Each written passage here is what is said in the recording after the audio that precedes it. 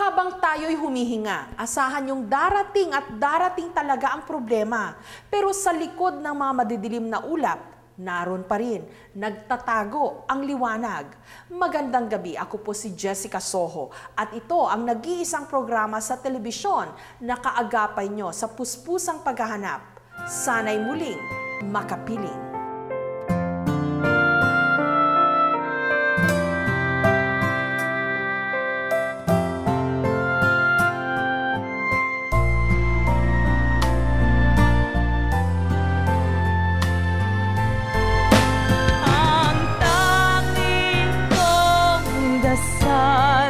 Sa may kapal, sana'y muli kang makapiling.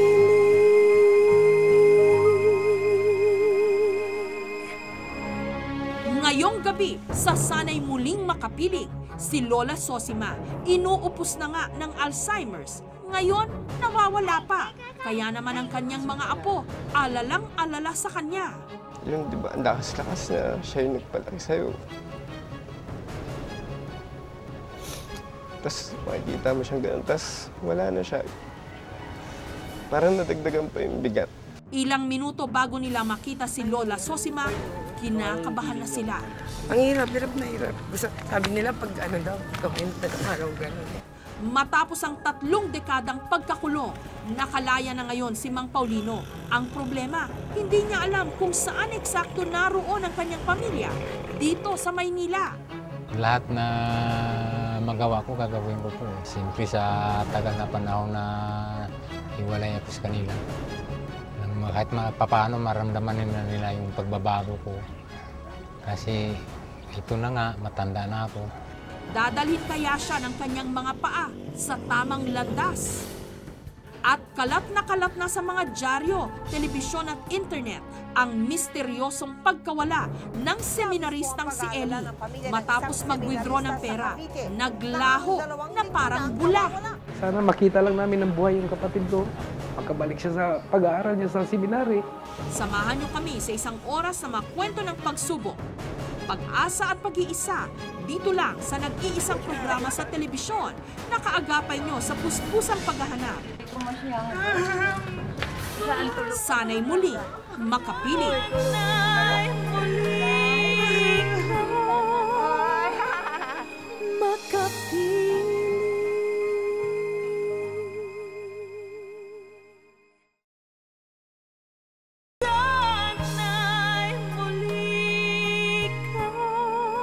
Ang ating magagandang mga alaala, hindi kayang agawin kahit ninuman. Pero pagtungtong natin sa dapit hapon ng buhay, may isang karamdaman na aanay sa pinakatago-tago nating yaman, ang Alzheimer's disease. Ito rin ang itinuturong salarin kung bakit nawala si Lola Sosima. Sabi nga nila, wala tayo kung walang ating mga magulang. Pero ang hindi natin masyadong napapansin, wala rin ang ating mga magulang kung wala ang kanilang mga pinanggalingan, ang ating mga lolo't lola.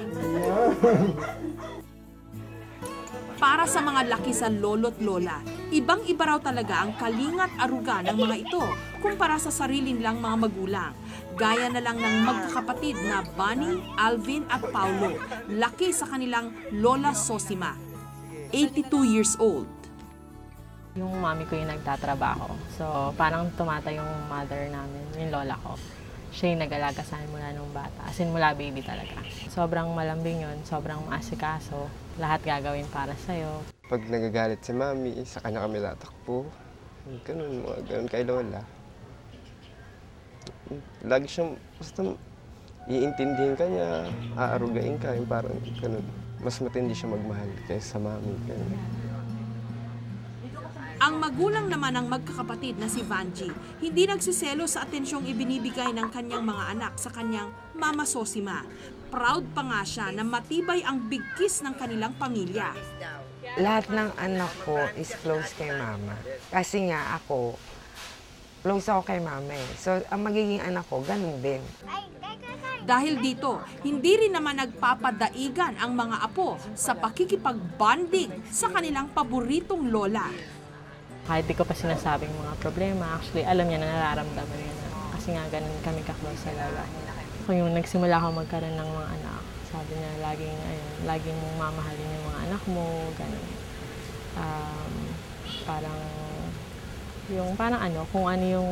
Kung paano din namin kayo napalaki. Halos sa lahat ng bagay, maliit na bagay na katulad pagpapasok sa school. Tatanungin niya, na-plan siya na ba yung damit mo? Yung maliit lang na bagay, pero ang sarap kasi makikita mo na mahal ka talaga niya. Ang hindi lang inasahan ni Bunny at Alvin ang unti-unting pagsuko ng kanilang lola sa katandaan. Nito lamang kasing Enero, inanay na ng Alzheimer's disease ang alaala ng kanilang lola Sosima. Dahil sa nasabing karamdaman, unti-unting nagbago ang kanilang lola. Namimiss ko yung dati kasi parang di ba yung pag may Alzheimer's, parang hindi mo ma-feel na siya pa rin yun kasi parang iba na yung pag-iisip, hindi ka na miss na maalala yung pangalan mo, hindi na masyado maalala, ganun. Nakakalungkot, nakakamiss yung sobrang pag-care niya, yung pag-aasikaso niya talaga. Ginising ako ng mami ko, sabi, yung lola mo parang iba na. Tapos, yun, parang nainis ako, ano ka ba, para magloloko ka ng ganyan. Tapos, pagtingin ko nga, yung parang biglang umatake yung Alzheimer's, yung parang ganun. Parang hindi na ako nakikilala. Yun. Tapos, parang ang bigat nun. Tapos, days habang lumilipas yung araw, siyempre, parang ayoko lang nakakaawa kasi makita yung lola mo, ganun. Yun. Nakakayak lang din. Ang pagiging malilimutin ni Lola Sosima, hindi lang pala magliligaw sa kanyang katinuan, kundi mismo sa kanyang sarili. June 12, 2007, araw ng kalayaan, nawala si Lola Sosima. Magkasamang nanood ng TV noon si Vanji at ang kanyang mama. Siguro mga 2 past yun eh. Nakatulog na ako. 4 o'clock nung nagising ako, nawala na si mama, naghanap na ako. Tapos may nagsabi sa akin, naglakad daw, ganun. Agad sinundan ni Vanji ang ina, ngunit hindi na niya ito naabutan. Ang pinaka-apektado sa lahat, si Alvin, ang sinasabing pinaka-paboritong apo ni Lola Sosima. Mahirap kasi yung di ba, ang lakas-lakas na siya yung nagpalaki sa'yo. Tapos makikita mo siyang ganun, tapos wala na siya. Parang nadagdagan pa yung bigat. Yun, basta masakit. Mahirap. Kasi mahal na mahal ko siya, diba? Damay din sa problema ang iba pang nagmamahal kay Lola Sosima. Hindi din ako makapag-concentrate sa work kasi syempre inisip mo, lalo na ng mga unang araw na nawawala siya, kung ano na nangyari sa kanya, kung nakakain ba siya, saan ba siya natulog. Okay lang po sana kung yung tawag nito, yung patay na nakita mo, at least may close book, di ba? Pero pag ganun, ang hirap. Kaya kung makikita ka lang namin, ma, alam mo, gusto ko pa ulit masahiin niyo ako, maramdaman ko yung palad niyong mainit, ma-embrace kayo, mag-usap tayo ng comedy. Naaaliw kasi ako sa tawa niyo eh. Nag-i-expect pa rin talaga ako na sana makita ko siya. Para, siyempre, iba yun nandyan siya eh. Tapos parang makabawi ako sa kanya. Para pakita ko yung pagmamahal ko sa kanya. Dito na sila lumapit sa aming programa para kahit papaano mabuhayan ang pag-asang makita ang nawawala nilang lola. Ayon sa magkakapatid, Sosima Dayap ang buong pangalan ng kanilang lola at 82 years old na raw ito ngayon. Puti na ang buhok nito, Bisaya kung magsalita at sariling pangalan lang ang pinakanatatandaan.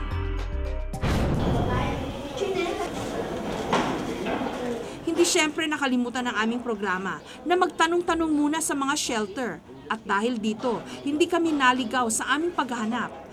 Dito kasi sa luwalhati ng Maynila sa Manila Boys Town Complex, isang shelter para sa mga matatanda, nakilala namin ang isang lola na tumutugma sa mga naibigay sa aming impormasyon. Na-admit namin yan noong July 27. So, nung in-interview ko siya, talagang lagi lang sinasabi ako si Wilhelmina. Pero nung bandang huli, nasasabi niya Susima. Pero yun nga, ang hirap mo kumuha ng info sa kanya kasi minsan iba ang sinasabi niya, out of yun yung tanong mo, medyo iba yung kanyang sagot. Ang lolang ito, sariling pangalan lang daw ang naaalala. Kaya naman laking pasasalamat nila nung nalamang may naghahanap pala rito. Typical na yung kung nakaupo lang yan sa isang sulok, mabait siya na lola. Kaya nga lang nakakaawa kasi wala siyang masabi na May masabi siya, hindi namin maintindihan. Wala man kami gaanong nakuhang impormasyon, positibo kami na ito na ang hinahanap naming matanda. Malaki kasi ang pagkakahawig nito sa litrato ng lola ni Bunny at Alvin.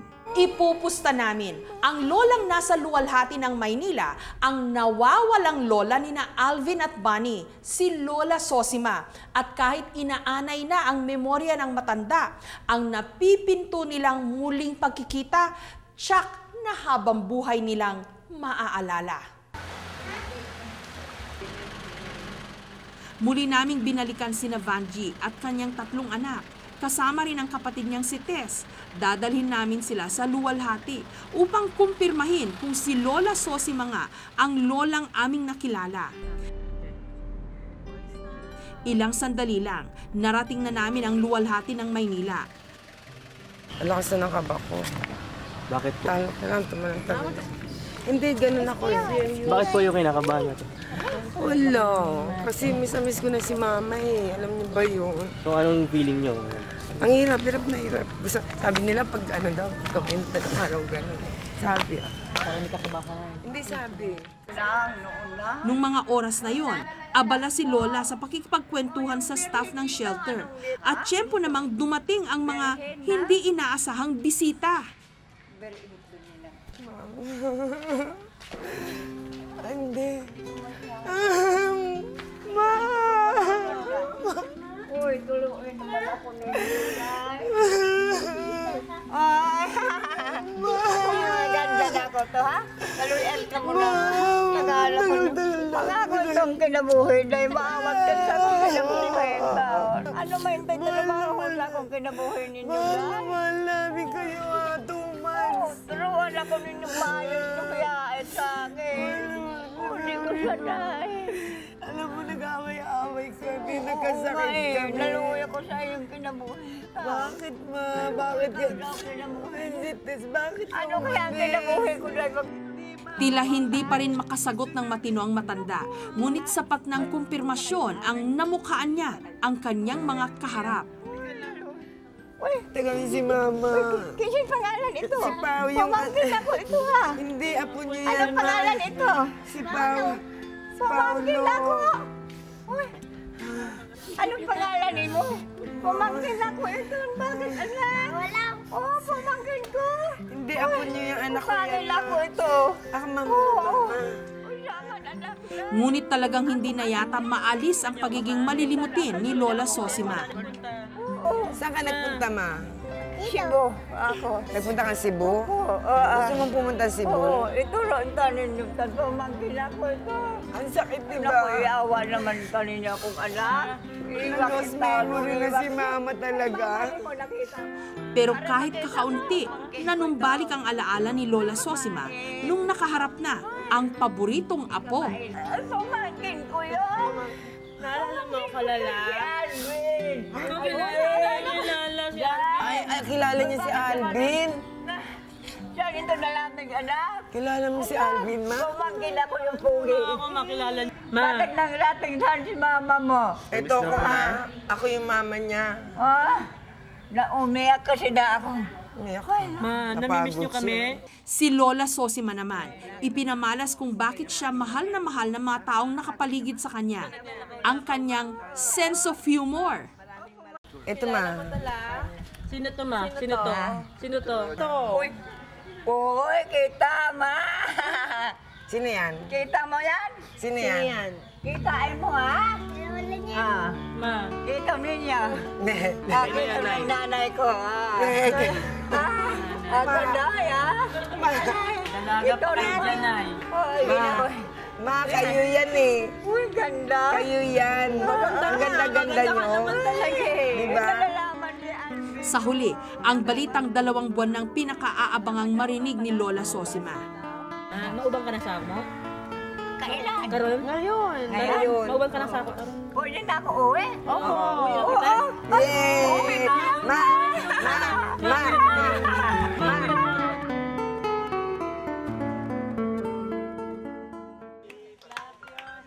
Hindi na maiaalis na bahagi ng ating buhay ang pagtanda. Kaya naman bago pa man maubusan ang panahon ng ating mga mahal sa buhay, atin silang busugin ng pagmamahal, atensyon at pagkalinga.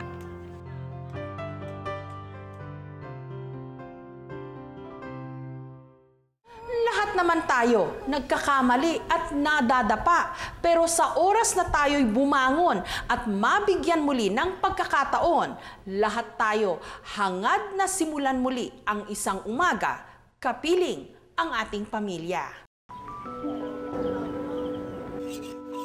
Sa tuwing naghahasa ng kanyang gulok ang 56 anyos na si Mang Paulino, ang mga madidilim na kabanata ng kanyang buhay muling nagmumulto sa kanya. Taong 1981, napasabak si Mang Paulino sa isang gulo. Yung kapatid ko, kasi binugbog nila eh. Yun ang dahilan na namatay yung kapatid ko. Parang gumanti lang ako, parang nadiliman kasi ako eh. Pinatataga ko sa liig eh. Yung mga ano. Ayun na nga, 7 yung napatay. Pero ang tagal yung nakuhan kasi hindi man nila akalain na akong gumawa eh. Sa paghihiganti niyang ito, naging kabayaran naman ang habang buhay niyang pagkakabilanggo. Sa Sipalay, Negros Occidental, nakulong dati si Mang Paulino.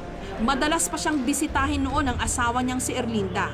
Hanggang ang kanilang mga nakaw na sandali sa bilangguan, nagbunga pa ng isang supling. Kasi makadalaw-dalaw man kasi doon yung asawa mo. Kaya yung nagtatlo yung anak ko. Ngunit noong 1983, habang ipinagbubuntis pa raw ng kanyang asawa ang kanilang bunso, inilipat naman siya sa Iwahig sa Palawan. Habang ang pamilya naman niya mula Negros Occidental, lumipat ng tirahan sa Maynila. Dito nanamlay ang sulatan nila sa isa't isa. Naging madalang man ang balitaan nilang mag-asawa. Hindi naman siya tuluyang kinalimutan ng panganay niyang anak na si Lizelle. Taong 2001, nung sorpresa siyang bisitahin ng kanyang anak sa Iwahig sa Palawan. Pumunta yung anak ko, hindi ko nga kilala eh. Yung na 3 araw sila doon bago umuwi. Sa huli, sabi niya, Pang, kung magsulat ka sa akin, huwag na yung Malate. Ito nang bago kong address ngayon sa Las Piñas. Ang kaso, naiwala niya ang eksaktong address na ibinigay ni Lizelle sa kanya. Makalipas ang mahigit 3 dekada, nabigyan si Mang Paulino ng parol. Gusto na ko talaga magbago kasi matanda na rin po ako eh. Ayaw ko na pong makulong. Gusto ko pong makagawa ng maganda sa kapwa ko. At katulad ng ibon na nakawala sa hawla, sabik na sabik din siyang makita ang kanyang pamilya. Tuwa talaga eh. Dahil sa tagal na panahon, lahat namang nakakulong gusto makalaya talaga eh. Eh nakalaya nga. Kaya yung isip ko makapuntang Maynila, makita yung pamilya ko. At dahil Las Piñas lang ang alam ni Mang Paulino na address ng kanyang mag-iina, dito siya nagbakasakaling maghanap. Ngayon, kahit nakalaya na si Mang Paulino sa Piitan, bihag pa rin siya ng kalungkutan dahil ang pamilyang kinasasabikan, hindi niya alam kung saan matatagpuan. Hanggang sa sininagan siya ng pag-asa nung dalhin siya ng kanyang mga paa sa Parañaque. Dito siya nakakilala ng mga bagong kaibigan na sa kabila ng kanyang nakaraan, taos-puso siyang pinagkatiwalaan. Dito po ako natutulog. Mahirap dito, marami rin lamok. Sa oras daw na mag-cruise ang landas nilang mag-aama, sisiguraduhin daw ni Mang Paulino na hinding-hindi siya ikakahiya ng kanyang pamilya. Lahat na magawa ko, gagawin ko po eh. Siyempre sa tagal na panahon na hiwalay ako sa kanila. Kahit paano maramdaman nila yung pagbabago ko. Kasi ito na nga, matanda na ako. Gusto ko talagang magbagong buhay eh. Ayaw ko nang mabalik sa kulungan eh.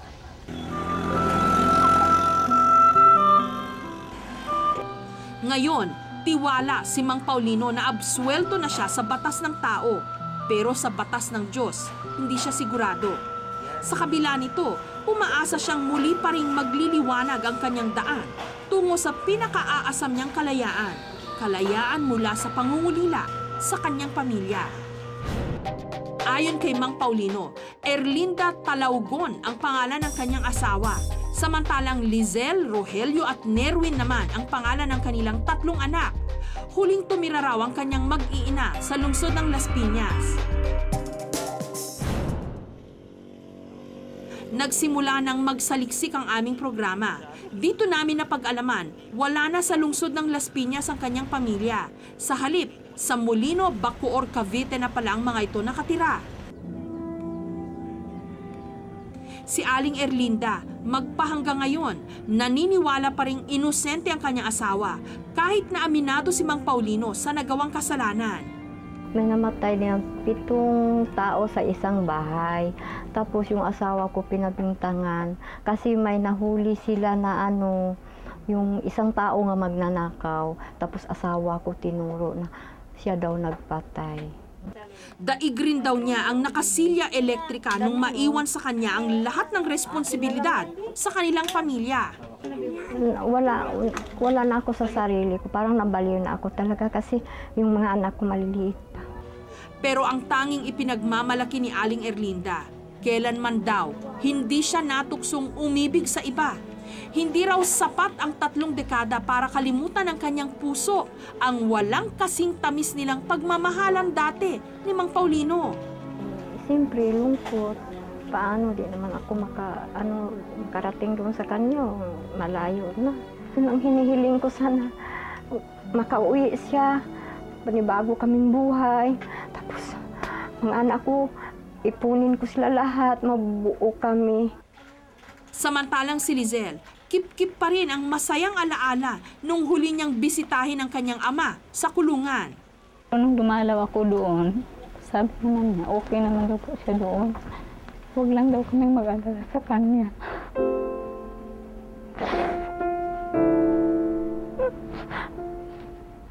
Kasi sabi niya, makakalaya naman daw siya 2005, wala pa hanggang ngayon. Kung si Lizelle, sabik nang makita ang haligi ng kanilang pamilya. Tampo naman ang namamayani sa puso ng bunsong si Nerwin. Mahirap kasi si mama nagpapalagi sa amin. Magkatampo kasi, dapat kasi, di ba, dapat siyang sasagot sa mga pangangailangan ko. Tapos wala siya sa feeling ko. Mahirap talaga. Pagkasabik at pagtatampo. Ano kayang damdamin ng mas mangingibabaw sa sandaling muli nang mabuo ang kanilang pamilya?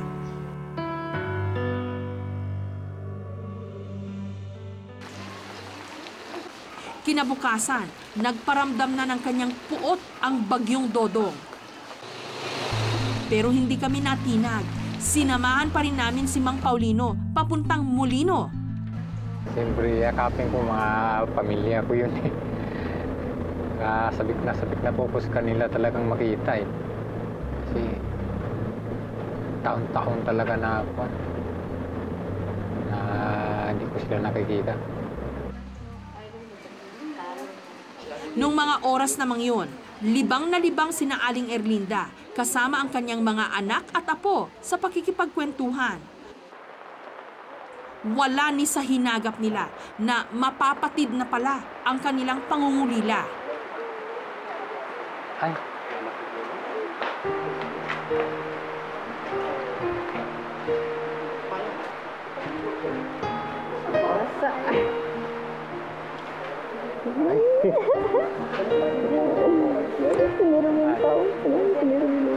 Ako ang bulsa ni mga anak. Ay, siniruin pala ito. Hindi ko makilala. Matagal na ba? Okay lang, nakasundo din. Tagal talaga panahon anak na hindi tayo nagkita. Ay, ito pa si Lisil. Naku, tandami mo ng buhay na kaya. Kumusta po kayo?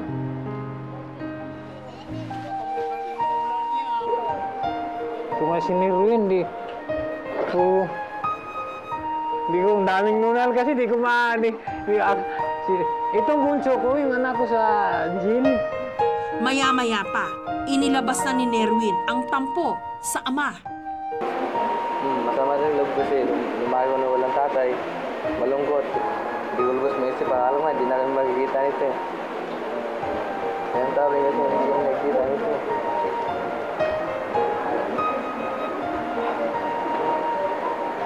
Salamat. Ay. Tama.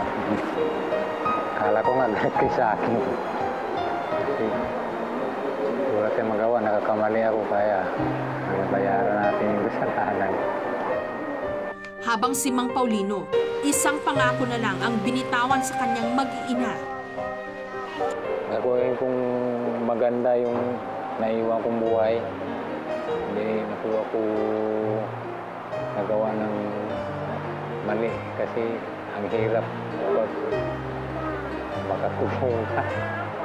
Talagang ibang klase talaga. Katulad sa laya, makakilos ka ng maganda dito. Hindi ka lang magawa ng masama. Okay lang.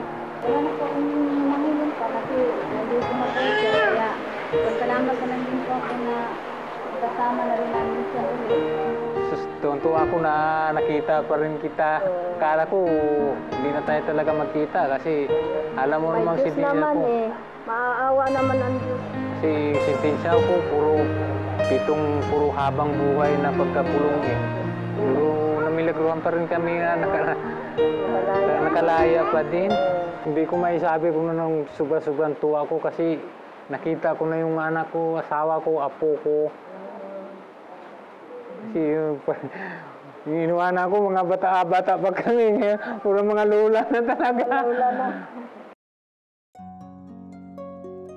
Maraming oras na nga ang nasayang ni Mang Paulino sa loob ng kulungan. Pero sa mga nalalabing oras man lang niya sa mundong ibabaw, nais raw niyang mapatunayan na hindi sukatan ang dilim na kanyang pinanggalingan para hindi niya gampanan ang kanyang mga responsibilidad. Hinadlangan man ito dati ng mga rehas.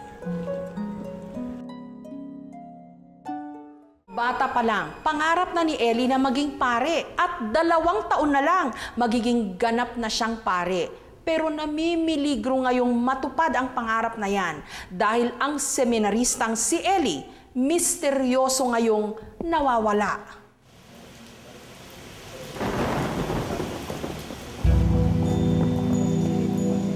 Malungkot ang buong kapaligiran.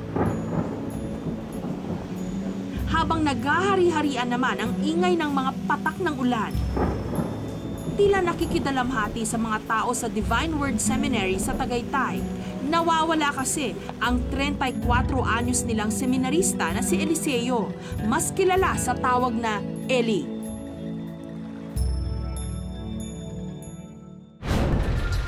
Nito lamang July 23, lumabas sa kanilang seminaryo si Eli. He left the seminary, 1:45. He went with our driver to Western Union in order to withdraw, sent to him by his brother as a birthday gift. It was just a small amount actually, 1,500. May kasama raw driver noon si Eli, pero dahil may sarili rin itong lakad, hinatid na lang siya nito at iniwan na nung kumagat na ang dilim. I was looking for him for our consolidated mass that Monday, 6 o'clock in the evening, and he was not around. So we thought that he was just somewhere else. He was supposed to be the one to accompany the songs. He's the organist. Dito na sila nagsimulang magtanong-tanong sa mga kaklase, kaibigan at maging sa mga kamag-anak ni Eli. At bago matapos ang gabi, napagtanto na nila, nawawala nga ang kasamahan nilang seminarista.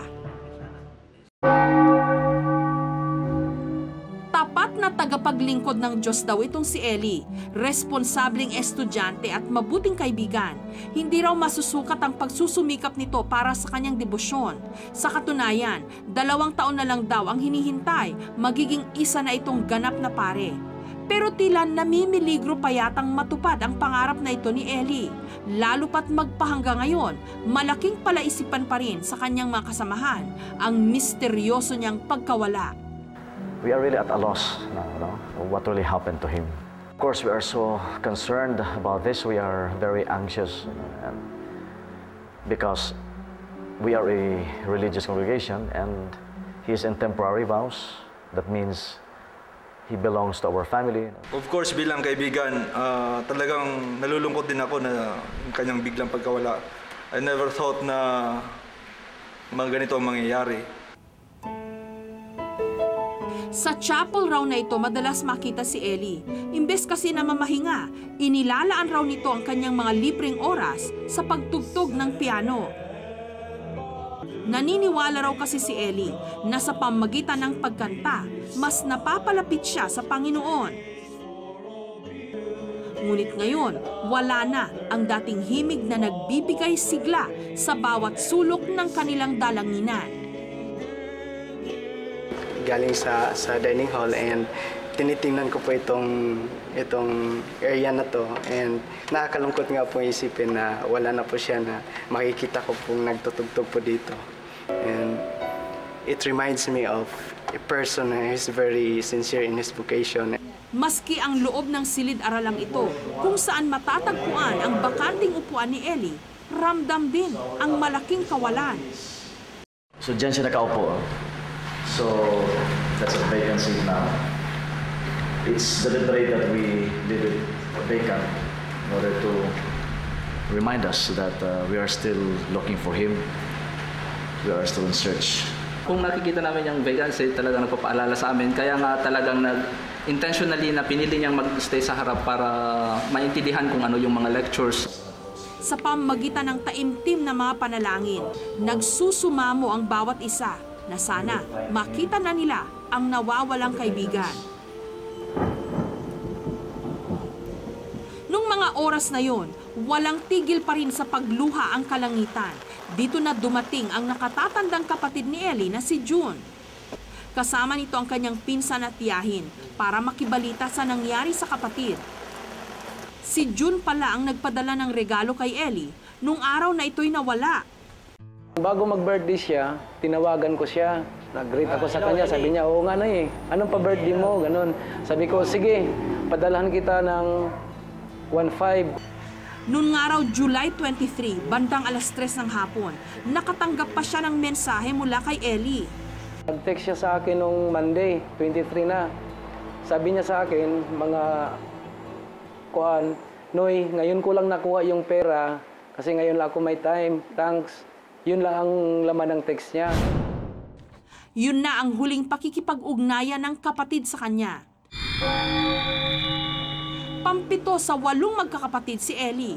Ayon kay June, hindi raw niya akalain na magpapare ito nung nakatira pa sila dati sa Zamboanga. Parang nabaliktad pa nga dahil ako nga may planong magpare noon.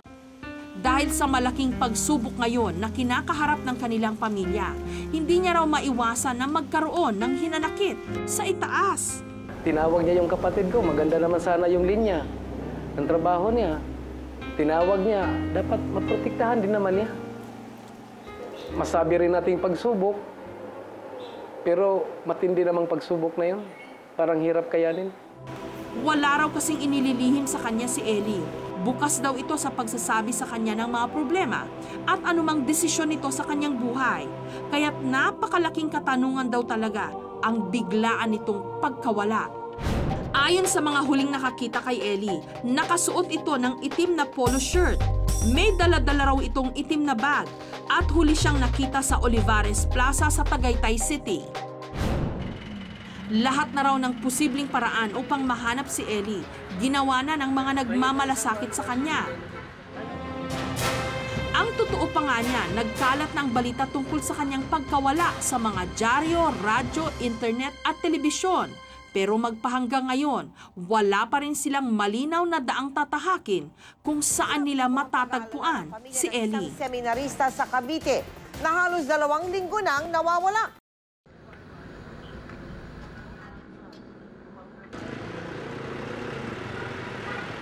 Noong nakaraang linggo, sinubukan naming puntahan ang lugar kung saan huling nakita ang nasabing seminarista. Dito nakausap namin ang gwardiya kung saan siya nag-withdraw ng pera. Hindi naman po siya nagmamadali, ma'am. Tandaan, parang normal lang din paglabas. Paglabas na ipapunta, yun nga, papuntang direksyon niya doon, papunta roon. Wala po siyang kasama, nag-isa lang. At sa pagtatanong-tanong pa namin sa lugar, nalaman din naming di umano, bumili pa si Ellie ng candy sa isang vendor dito. Pumunta siya sa akin, nilapag na yung dos niya, tapos nakangiti siya, sabi sa akin, pabiling candy. Tapos binigyan ko siya ng kasi 3 dos eh. Nung pagkabigay ko sa kanya, umalis na siya. Tapos lumabas na rin ako, 3 to 4 yun eh. Samantala, wala pa ring malinaw na lead ang pulis ng Tagaytay City tungkol sa kaso ni Ellie. Pwede rin natin ma-discount na baka noong mga previous days meron siya mga nakagalit other than yung motive of robbery. Baka naman may pinuntahan siyang ibang lugar. Wala pa rin kaming lead about that. Sa ngayon, nangangapa pa rin sa dilim ang mga taong nagmamahal sa kanya. Pare-pareho sila nananalig. Sana makita lang namin ng buhay yung kapatid ko. Makabalik siya sa pag-aaral niya sa seminary. We're really trying our best now in order to find him. We pray and we hope that babalik siya as soon as possible. Sa ngayon, pananampalataya na lang ang kanilang kinakapitan na siyang inaasahan nilang magbibigay liwanag para matuntun na ang kinaroroonan ng seminaristang si Ellie.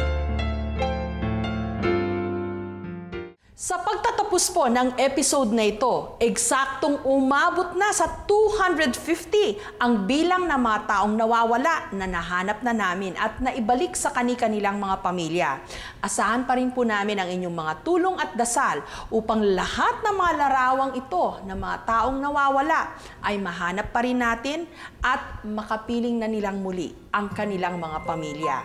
Magandang gabi. Ako po si Jessica Soho. Sana'y makapiling namin kayong muli sa susunod na Martes. Dito lang sa nag-iisang programa sa telebisyon na kaagapay nyo sa puspusang paghahanap. Sana'y muling makapiling. Ang nakasanayang kasama, naiwan ay pangungulila, natira na lamang ay alaala.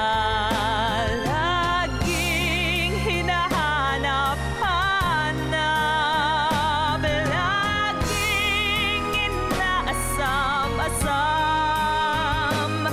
Ang tanging kong dasal sa may kapal, sana'y muli kang makapiling.